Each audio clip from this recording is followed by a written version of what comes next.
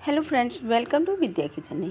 आज इस ऑडियो में सामान्य ज्ञान के बहुत ही महत्वपूर्ण प्रश्न लेके आए हैं। कुछ करंट न्यूज़ हैं और कुछ पुराने जीके हैं, जिससे ये आपके एग्ज़ाम के लिए बहुत ही महत्वपूर्ण है। तो इसके बिल्कुल मत करिएगा, पूरा ज़रूर सुनिएगा और पसंद आए तो लाइक शेयर और सब्सक्राइब ज़रूर करें और ज़्यादा से ज़्यादा शेयर करें ताकि सबके पास ये ऑडियो पहुंच जाए। तो चलते हैं अपने प्रश्न की तरफ। फुकागू जो सुपर कंप्यूटर है, ये दुनिया का सबसे शक्तिशाली कंप्यूटर है।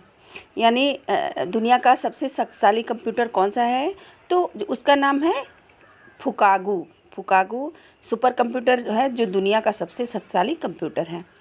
राष्ट्रीय रेल योजना के तहत केंद्रीय रेल मंत्री पीयूष गोयल ने राष्ट्रीय रेल योजना के तहत केंद्रीय रेल मंत्री पीयूष गोयल ने 10 मार्च 2021 को घोषणा की।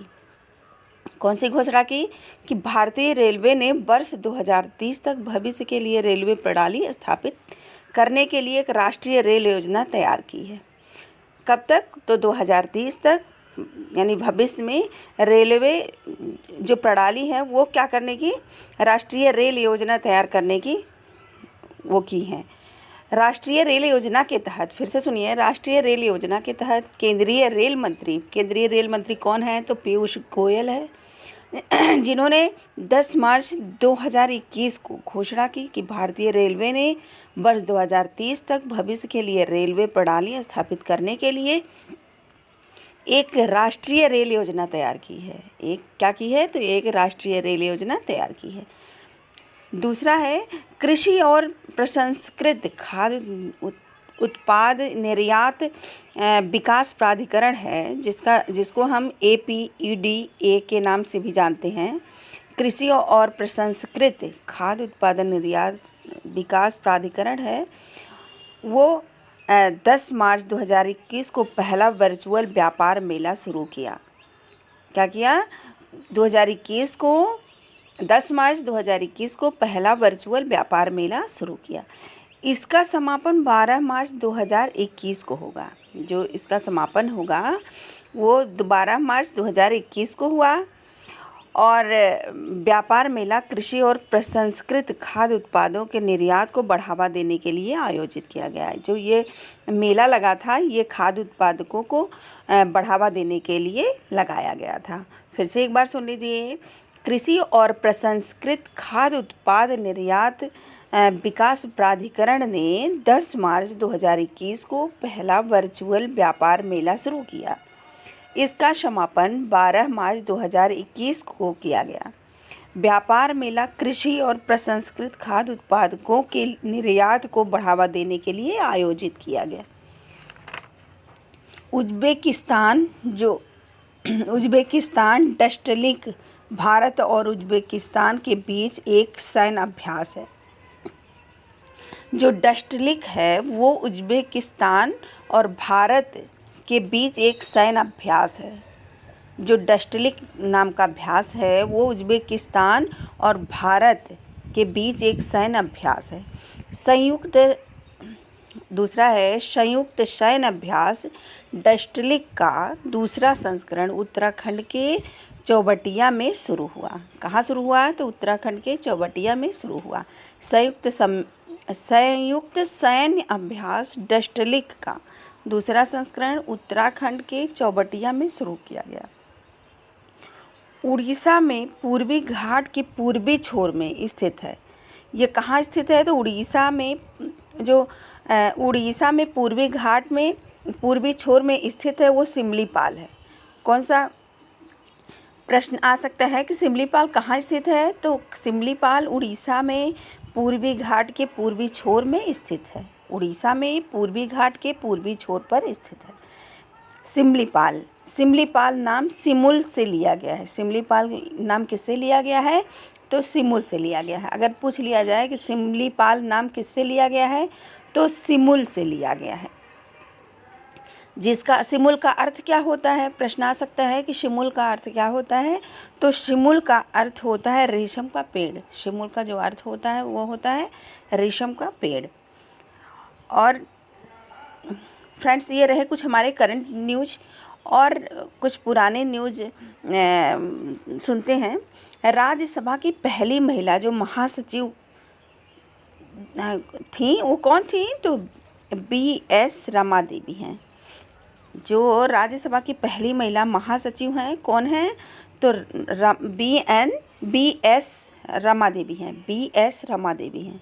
राज्यसभा की पहली महिला महासचिव BS रमा देवी हैं। पांडिचेरी को वर्ष 2062 में भारतीय संघ में सम्मिलित किया गया। पांडिचेरी को भारतीय संघ में कब सम्मिलित किया गया? तो 1962 में सम्मिलित किया गया। 1962 में भारतीय संघ में किसको सम्मिलित किया गया? तो पांडिचेरी को सम्मिलित किया गया। पांडिचेरी को 1962 में भारतीय संघ में सम्मिलित किया गया। भारत में उत्तर रेलवे जोन की लंबाई सबसे अधिक है। सबसे अधिक भारत की रेलवे की कहाँ की लंबाई सबसे अधिक है? तो भारत में उत्तर रेलवे जोन की लंबाई सबसे अधिक है।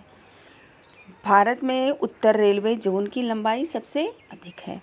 बैंक ऑफ हिंदुस्तान की स्थापना कब हुई? बैंक ऑफ हिंदुस्तान की स्थापना कब की गई? तो बैंक ऑफ हिंदुस्तान की स्थापना 1770 में की गई। बैंक ऑफ हिंदुस्तान की स्थापना 1770 में की गई। परमाणु बम सबसे पहले किसने बनाया था? परमाणु बम सबसे पहले अमेरिका ने बनाया था। परमाणु बम सबसे पहले अमेरिका ने बनाया था। भारत में पहला कंप्यूटर बंगलौर के प्रधान डाकघर में लगाया गया। भारत का पहला कंप्यूटर कहाँ लगाया गया? तो भारत का पहला कंप्यूटर बंगलौर के प्रधान डाकघर में लगाया गया। फ्रेंड्स, इसको याद रखिएगा, ये एग्ज़ाम के दृष्टि से बहुत महत्वपूर्ण है। तो भारत में पहला कंप्यूटर बंगलौर के प्रधान डाकघर में लगाया गया। कहाँ लगाया गया? बंगलौर के प्रधान डाकघर में लगाया गया। मोनाको में इनकम टैक्स नहीं लगता है। मोनाको यानी यूरोप में, मोनाको जिसका नाम है मोनाको, ऐसी जगह जो यूरोप में है, वहाँ इनकम टैक्स नहीं लगता है। मोनाको में इनकम टैक्स नहीं लगता है। भगवती समिट है किससे संबंधित? भगवती समिट जो है वो किससे संबंधित है? भगवती समिट संबंधित है बेरोजगारी से।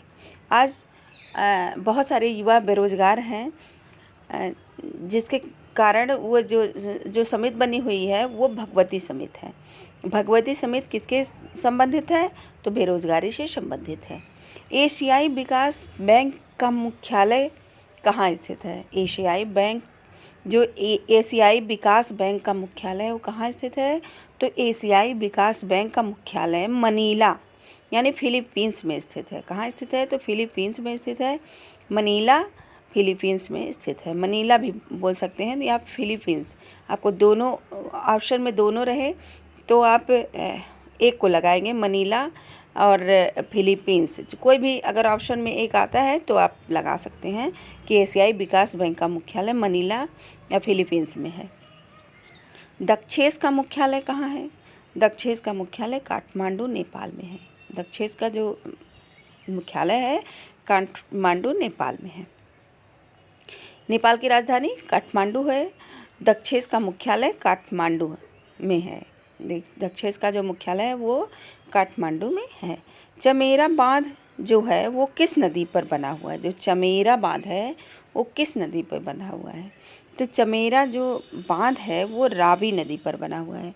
चमेरा बांध रावी नदी पर बना हुआ है। प्राचीन गणेश्वर सभ्यता के अवशेष कहाँ से प्राप्त हुए हैं? जो प्राचीन गणेश्वर सभ्यता के अवशेष हैं वो कहाँ से प्राप्त हुए हैं? तो प्राचीन गणेश्वर सभ्यता के अवशेष जो हैं वो नीम के थाना से प्राप्त हुए हैं। नीम के थाना से प्राप्त हुए हैं। नीम के थाना से प्राप्त हुए हैं। बीजक पहाड़ी है। बीजक पहाड़ी है वो क्या है? तो वह विराटनगर में स्थित है। बीजक पहाड़ी जो है वो कहाँ स्थित है? तो वह विराटनगर में स्थित है। बीजक पहाड़ी कहाँ स्थित है?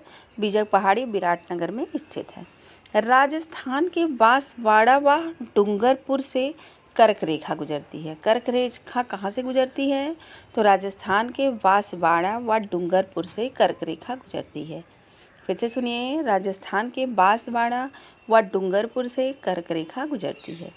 राजस्थान के बांसवाड़ा से और डूंगरपुर से कर्क रेखा गुजरती है। कनाडा देश ने 17वें विश्व संस्कृत सम्मेलन की नींव रखी। संस्कृत सम्मेलन की नींव किसने रखी? तो कनाडा देश ने रखी। 17वें विश्व संस्कृत सम्मेलन की नींव किसने रखी? तो कनाडा देश ने रखी। फिर से सुनिए, 17वें विश्व संस्कृत सम्मेलन की नींव किसने रखी? तो कनाडा देश ने रखी। टाइटेनियम को भविष्य की धातु कहा जाता है। आज का इस ऑडियो का लास्ट प्रश्न है, टाइटेनियम को भविष्य की धातु कहा जाता है। टाइटेनियम को भविष्य की धातु कहा जाता है, यानी टाइटेनियम को क्या कहा जाता है? तो भविष्य की धातु कहा जाता है।